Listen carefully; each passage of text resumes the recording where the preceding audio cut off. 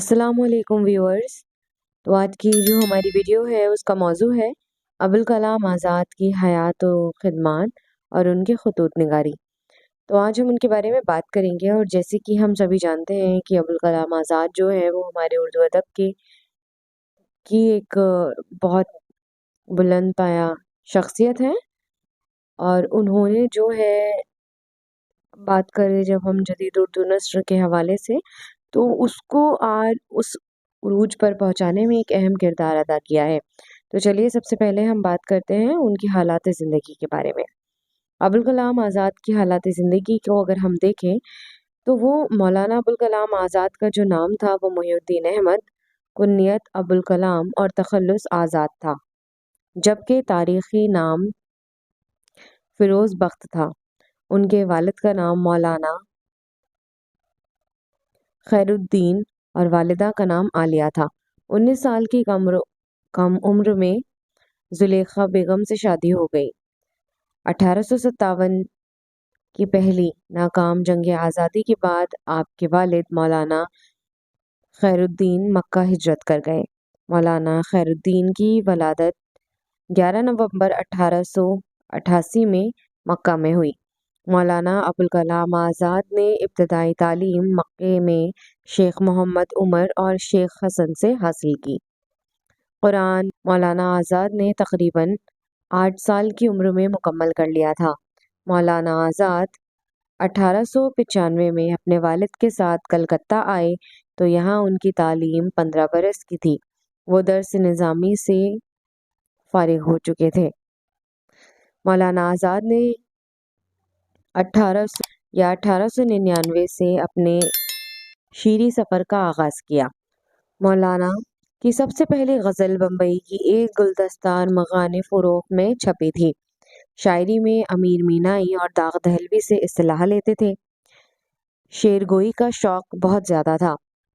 1900 ईस्वी में ही नेरंग आलम के नाम से एक गुलदस्ता जारी किया।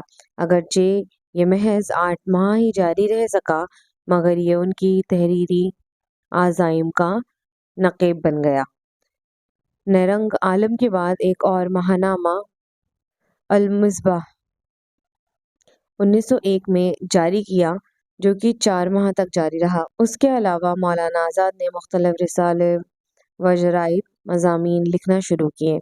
उनमें मखज़न, लाहौर, एहसानुल अख़बार कलकत्ता, तोहफ़ा अहमदिया कलकत्ता वग़ैरह काबिल ज़िक्र हैं।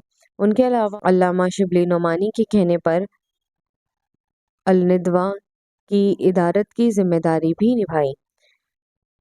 उस रिसाले ने मौलाना की शोहरत और इल्मियत को दौर दौरा तक पहुँचा दिया, यानी कि और तरक्की उनको हासिल हुई।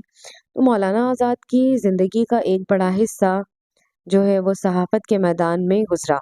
उन्होंने इस मुद्दत में मुख्तलिफ रसाइल की इदारत का फ़रीज़ा अंजाम दिया। अलबत्ता उनकी सहाफ़ती ख़िदमात का शाहकार अल-हलाल और अल-बलाग है।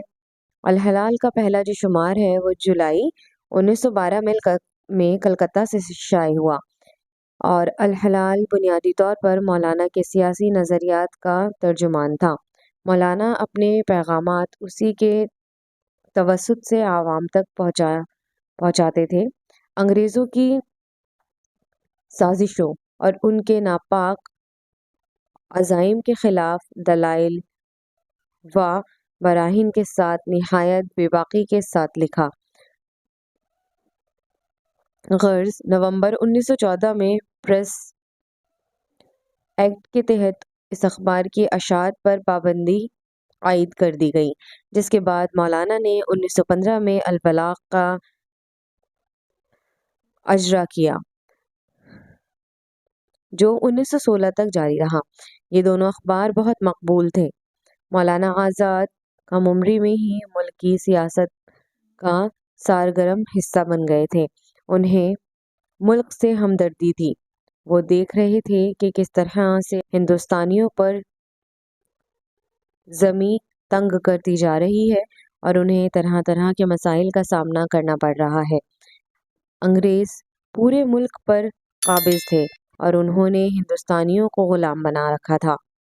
انگریز اپنی حکومت کو مستحکم کرنے کے لیے ہندو مسلم اختلاف اور ایک دوسرے کو لڑانے کی ہر ممکن کوشش کرتے۔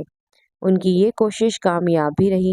انگریزی حکومت کے ظلم و ستم اور ان کی ظالمانہ پالیسی کے بے نقاب کرنے کا فریضہ انجام دیتے۔ مولانا ہندو مسلم اتحاد کے حامی اور علمبردار تھے۔ وہ سب کو محبت کے دھاگے میں پرونا چاہتے تھے۔ مولانا نے عملی اقدام کے علاوہ اپنے قلم کا بھی سہارا لیا۔ مسلمانوں میں آزادی کا جذبہ پیدا کرنے کے لیے الحلال اور البلاغ کا اجرا کیا۔ الحلال اور البلاغ کے مضامین نے برطانوی سامراج میں کوہرام مچا دیا۔ حکومت خوفزدہ ہو گئی، یہاں تک کہ مستقبل کے خوف سے مولانا کو بنگال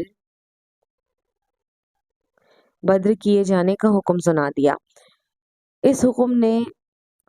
اس حکم کے صادق ہونے کے بعد مولانا کی شخصیت میں انقلاب کی لگن اور تیز ہو گئی۔ آزادی جدوجہد بھی تیز سے تیز ہوتی چلی گئی۔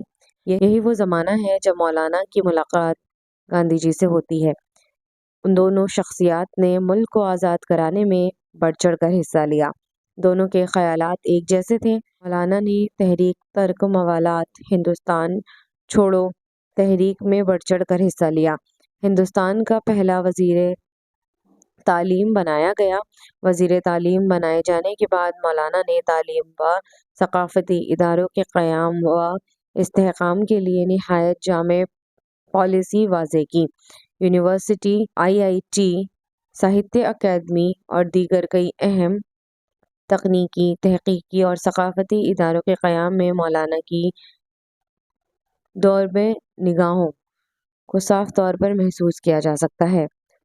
مولانا کی انہی گراں قدر و خدمات کے اعتراف میں سن 2008 میں مولانا کی یوم پیدائش کو ملک میں قومی یوم تعلیم کے طور پر منایا جاتا ہے۔ انہیں بھارت رتن جیسے اہم اعزاز سے نوازا گیا۔ 15 فروری 1958 کو دلی میں ان پر فالج کا حملہ ہوا اور 22 فروری کی شب انتقال ہو گیا۔ ہندوستان کے پہلے وزیر تعلیم کے طور پر 22 فروری 1958 تک اس عہدے پر فائز رہے۔ تو آج کی ویڈیو میں اتنا ہی۔ اب اس سے اگلی والی ویڈیو میں ہم بات کریں گے مولانا ابوالکلام آزاد کی ادبی خدمات کے بارے میں۔ بہت بہت شکریہ۔